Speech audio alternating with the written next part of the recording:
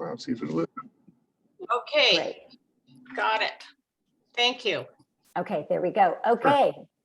Take it away, Robin. Well, good morning, Ruth Ann, and good morning, Winnie and John. Oh, and Anne. Hi, Anne. And then whoever the phone number is, I don't know who that is at all. So we're pretty much ready to start.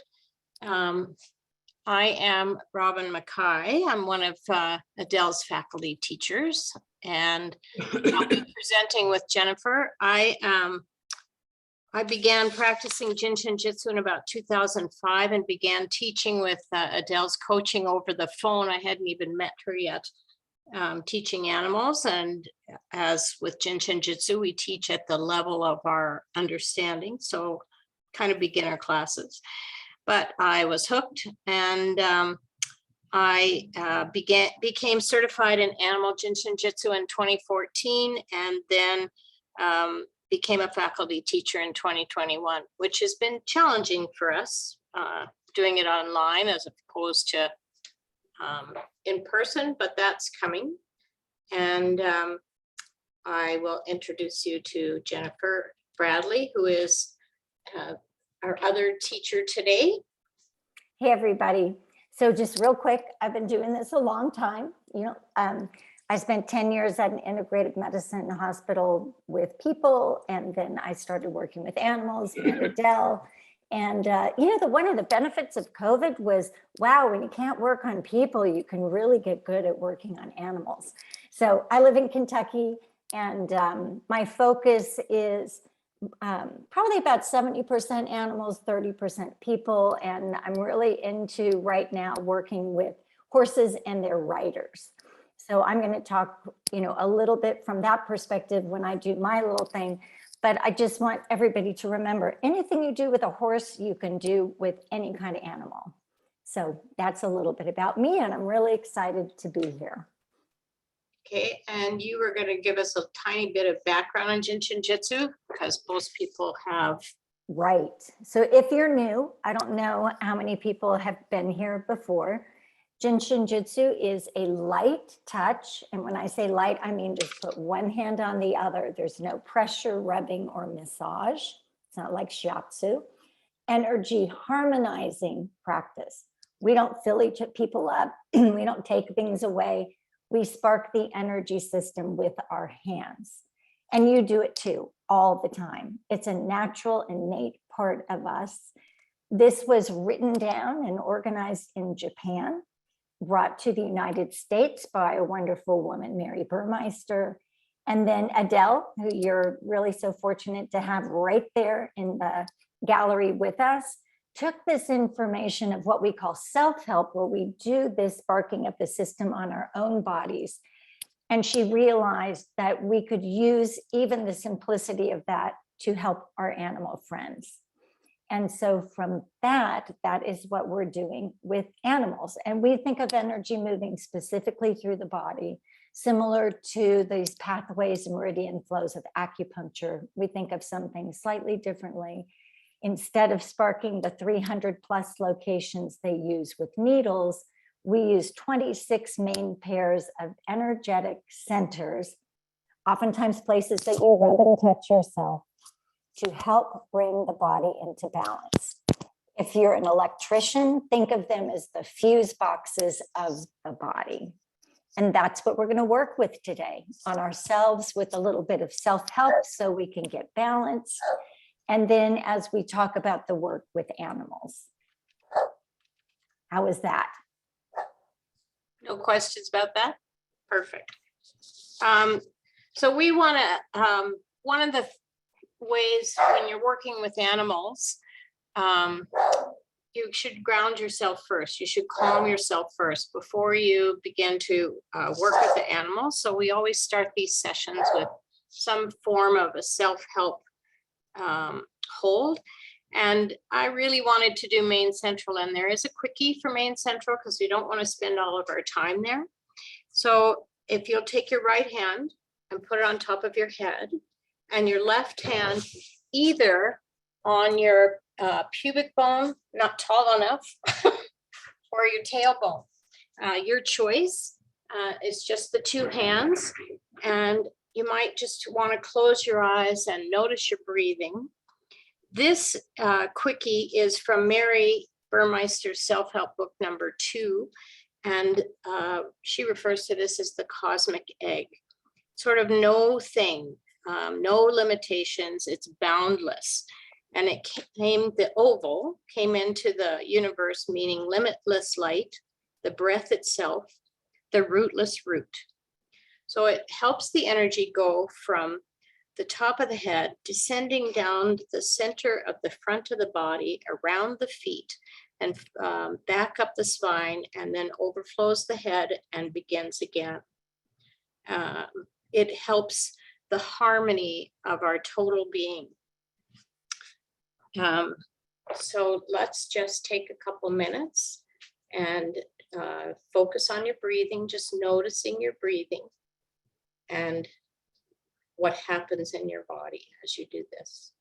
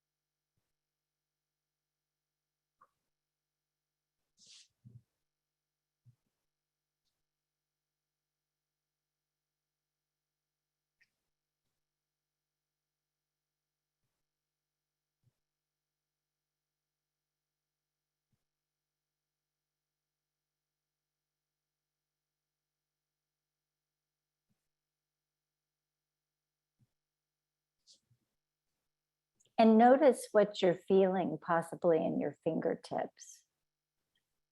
For me today, I feel a light pulsation at the top of my head.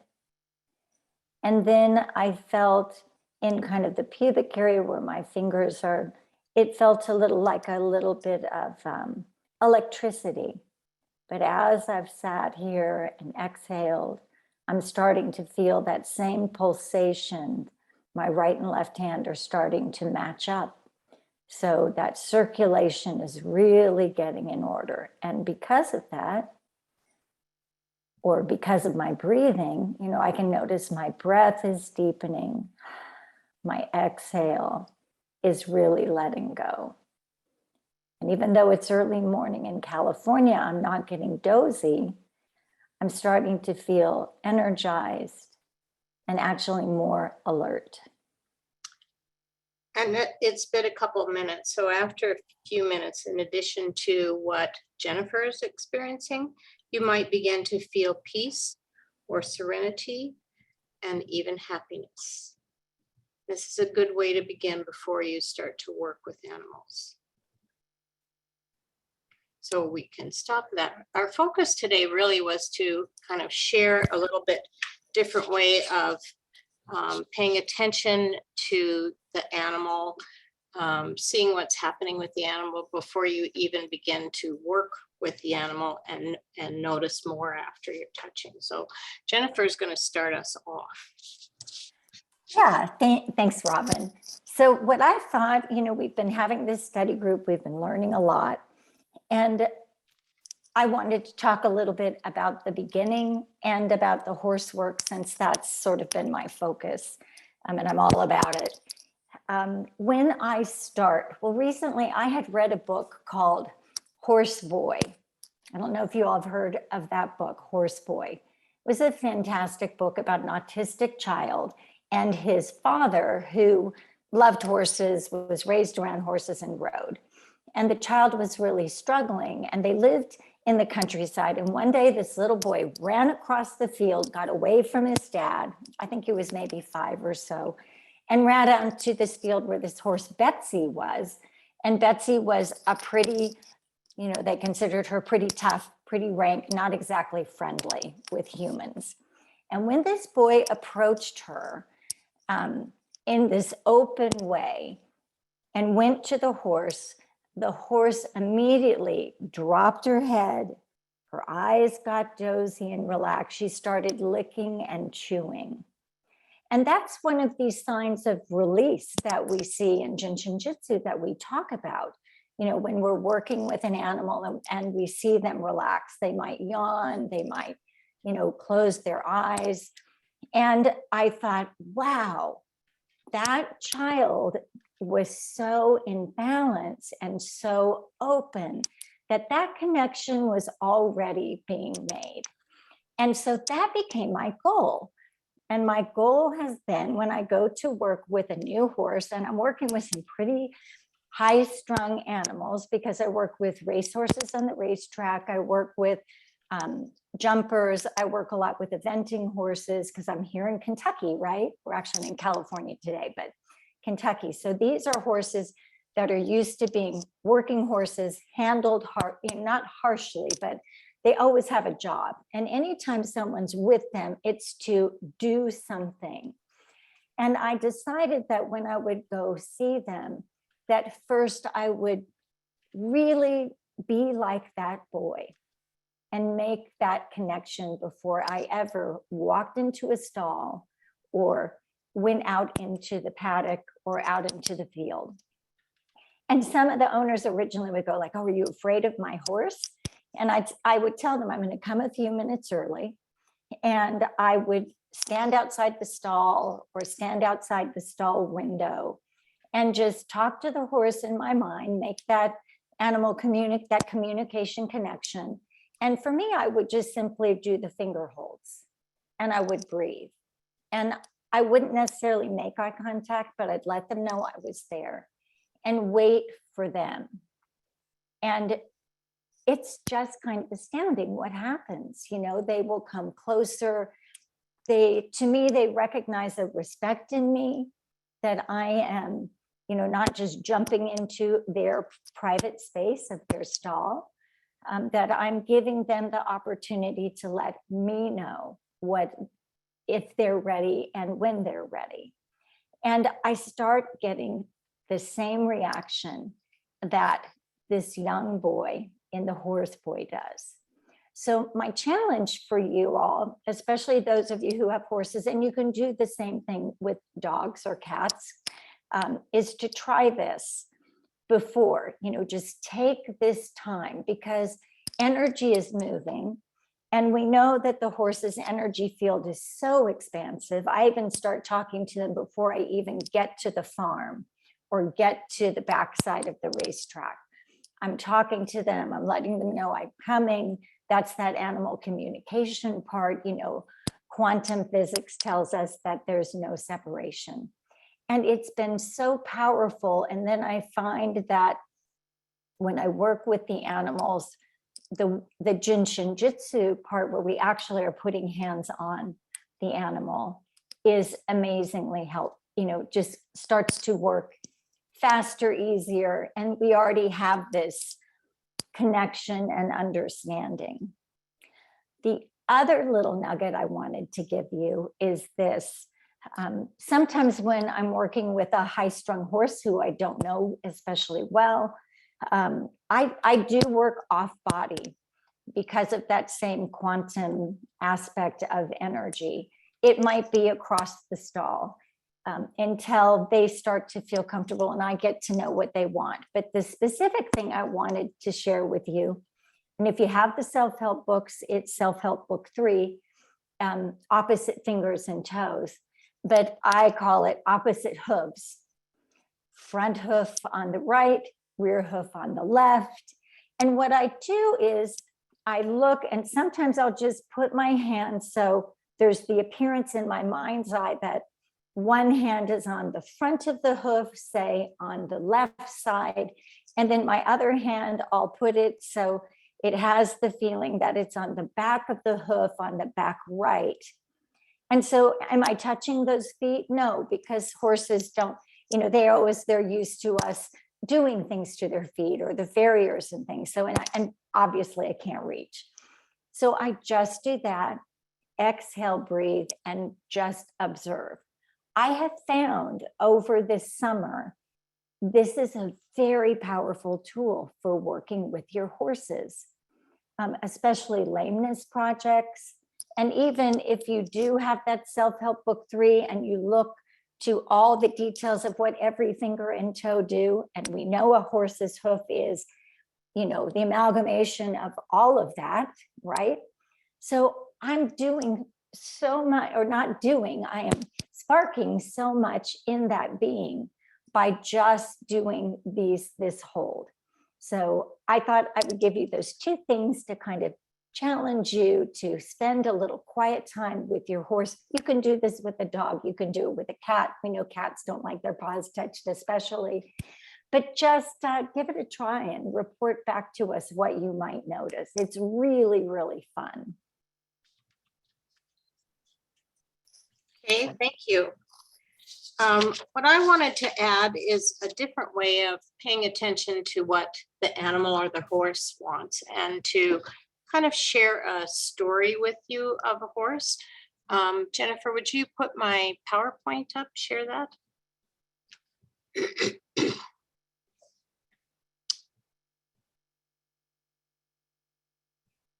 Okay, I have in the past worked at a friend's barn, offering classes until insurance got too steep for her. So I can't teach there anymore. One of her horses, named Nugget, a very old horse, I'll show you, run through a picture of that with you, approached her, well, sorry, not approached her. He developed severe arthritis in his joints. And the last time that I saw him, it was actually painful to see him. He almost looked double jointed in that his joints almost seemed to bend in the opposite direction. They're very swollen, very painful. You could hear loud cracks when he walked. And she said they loved this horse. She'd had this horse for an awful long time, not a full life, but they were trying to ascertain if he was ready to go or if he wanted to continue his life. And their plan was whichever way he wanted to go, they would do. If he wanted to stay alive, they would do all the things that they could do to help him be more comfortable. And if he wanted to go, then they would take care of that in that regard. And so she asked me if there was something that Jin Shinjitsu could do to help them decipher that. And so I taught her how to hold safety interlock 4. So on this diagram, you can see that the 4 is behind the ears at the top of the spine. And she could hold both of those. Alternatively, this is not what she did, but alternatively, you could hold on one side or the other safety energy lock 4 and safety energy lock 13. What the 4s do, this is where the energy comes into the body and leaves the body. It helps connect to our consciousness. And by holding that, you can help the being. It does not kill the being. Some people are afraid it does that, but it helps the being to decide, do I want to be here or do I not want to be here? And personally, I've helped both humans and cats and Nugget make that decision. Actually, and another horse too, to make that decision. And so if you could go to the next screen, Jennifer, please.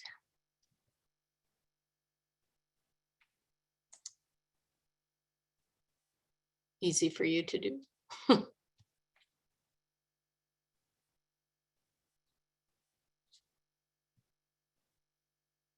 Hold on, I'm having a little difficulty with my cursor changing the.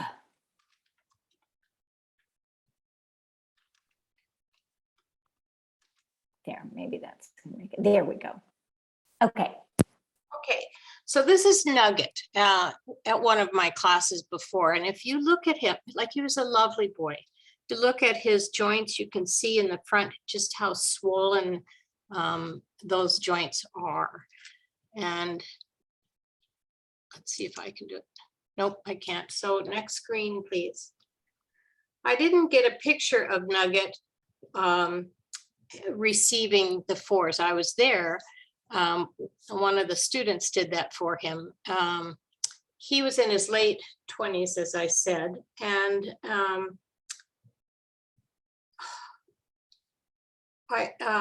the following pictures are how you can hold this on other horses, because I was unable to do that.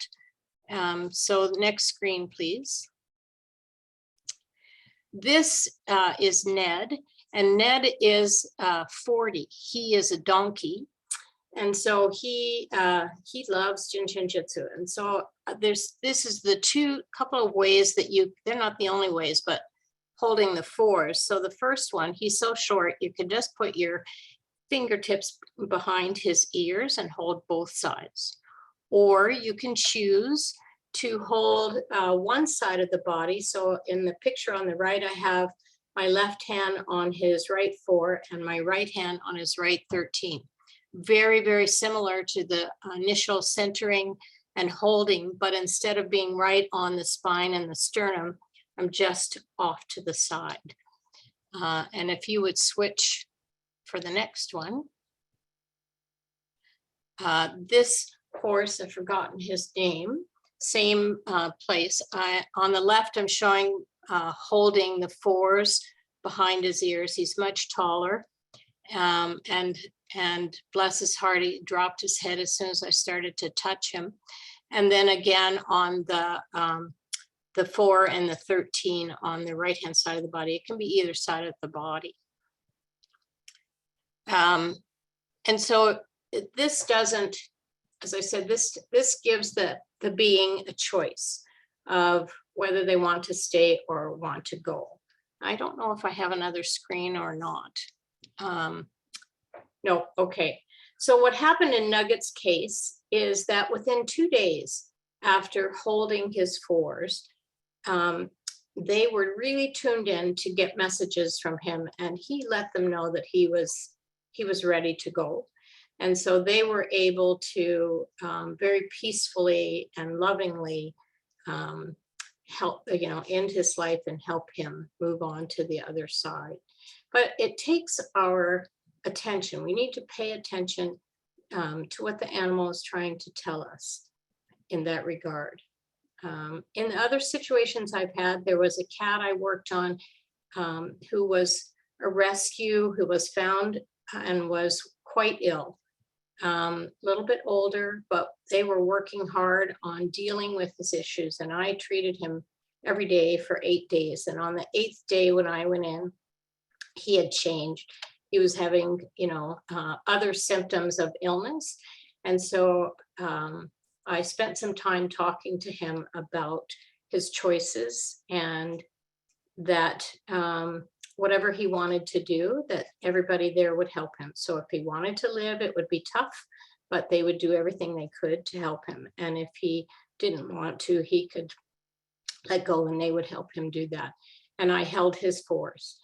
And when I went home, 3 hours later, they called me and they said he took a sudden turn for the worst and that they helped him to cross over to the other side. So that's an example. And yet I've had other people. I had a human on my table one time who didn't tell me this. She was a regular client and a friend, but I read her body, I did her pulses, and I did the full 4 flow. And at the end of it, she said, "Oh, thank you very much. I wasn't sure if I wanted to be here anymore. And now I know I do." And so that was several years ago, and she's still alive and doing well. And so it can go both ways, or maybe nothing. But it's important to actually take the time to pay attention to the being that you're working with, dog, cat, human, camel, whatever. And so that's kind of what I wanted to share with all of you. And we have a few minutes left if anybody has comments or other things to add or. I just wanted to note to you guys that if you've looked at the chat, Tom made some nice tips. in here about beginners with horses. So you might take a look at the chat. Thanks, Tom, for that. Really appreciate that. So our talk today talked a little bit about the beginning and the end. Both of these things that we've gone through, I think are wonderful.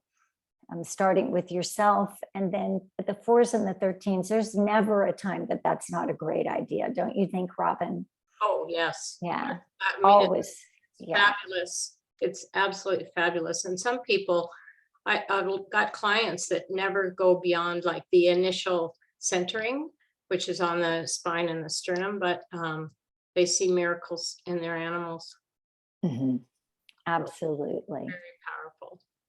Absolutely. Does anybody have any questions? Or Tom does. Okay, Tom. I wanted to add something. I spent a lot of time with horses that were critical and dying, and on endurance races, and we were in Yellowstone, and the smoke was there, and this pregnant mare had collapsed. She had the thumps. Her heart rate was 160 and breathing 160. And you need D5W, like 1.5 gallons of IV and oxygen. And the vet, I held the D5W for 1.5 hours, and then I ponied her the rest of the way about 13 miles into camp. And I held her against my leg where I could feel her respiration and her heart rate. But it requires immediate action sometimes when they're that severe. And I've worked with several horses in that condition and saved them. And I always carried D5W in my horse trailer. And Wow. it's I always could feel the heartbeat and the respiration rate of my horse through my legs on the side of the left leg. You can feel it if you're doing endurance or long distance riding. And I have another thing I can send a PDF too of tips for working with advanced, first time horse owners. That's great. I can send it to you, Jennifer. I think I have your email. Yeah, thank you, Tom. We'd love to have that. And I was going to tell you all, if you want to see some things about the horses on my Instagram, it's at Jennifer Bradley JSJ, and that's the same name on Facebook. I post videos sometimes of horses, and you can see my recent ones have some videos of what like deep relaxation will look like in a horse. And anyway, it's really fun. They just, I guess because they're so big, it feels so expressive. Well, that's very true. We have a couple of classes coming up. Adele, do you want to say something about the Aliqua class? Sure. So I've been on staff out at Aliqua Animal Refuge for about 13 years now. And we've always been at 10 acres and we've been full to the brim. And we were given 100 acres. Not only that, but 100 acres above the level of evacuation for hurricanes. So we'll maintain the 10 acre as well. But we are having our first in-person class at this new facility, October 6th through the 9th. Robin's going to be there. Susan, just to say we're holding out. And I think it's going to be an intimate class. So it's going to give you a lot of time with real hands-on. We have, dogs, cats, horses, pigs, goats, sheep, birds. We're going next door where we'll be able to work with porcupines and raccoons and a couple of extra little, plus a lot of self-help. And just 4 days in community like that, I think everybody will find their work really sinks deep. So I'm all excited. Come join us. Me too. We'll throw this out. Okay. It's the 11 hours of travel. Yeah. And I don't know how many people on here today are new, but if you are new and you want to put your email and name in the chat, we'll add you to the list, and we just send out, updates on classes and things like that to you. So feel free to do that. I've been to one class with Adele down there at the old center, and we got to see the new center. It will be amazing. I wish I could be there, but if you can, that'll be a great opportunity. The more animals we get to work on, the more types, the more we learn about them and the more we learn about ourselves. So it's really a wonderful learning opportunity. Exactly. Yeah. This series, we've done a recent evaluation to see, what works. And I think it's been confusing for some people because we've done Mondays at one time a day and Thursdays at another. And so this is our last of that particular series, and we will be starting to do Thursday mornings. It's still 10 Eastern, right, Adele? The hour of day. No, it'll be Thursday evenings, hun. So Thursday we've got, evening. I couldn't remember the times, but right. Two of our faculty live in Hawaii. that's right. So I want to say 8 p.m. Eastern, I think the first and third Thursdays of the month. Yeah. But here's the thing for the Europeans or folks in other parts of the world, we are now recording them. We've made a designated YouTube channel.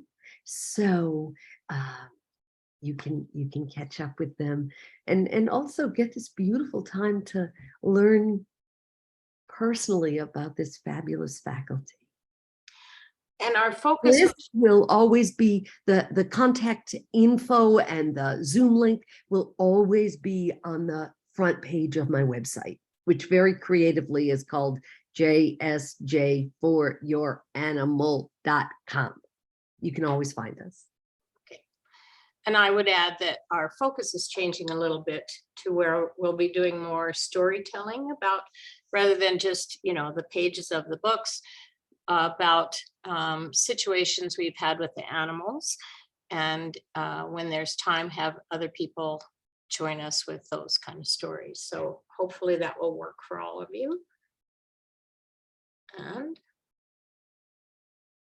oh, Jennifer, you're muted. Sorry. And the last thing, if you want to check the chat again before you sign out today, Adele has written the name of the book that I was just talking about, Horse Boy. It's by Rupert Isaacson. And then Warwick Schiller, who's fantastic. He has a fantastic journey on podcasts. He spoke about it on episode 28. So that's a very early on episode for him. So if you're into podcasts, you might check in with Warwick Schiller. He's amazing. And that book is great. So thank you, everybody, for being here. We're going to stay on for a few minutes if anybody else has something they want to talk about or chat about. Otherwise, you will find this recording on YouTube, probably in a few days. And appreciate it. It was great to see everybody. Good to see you, Adele.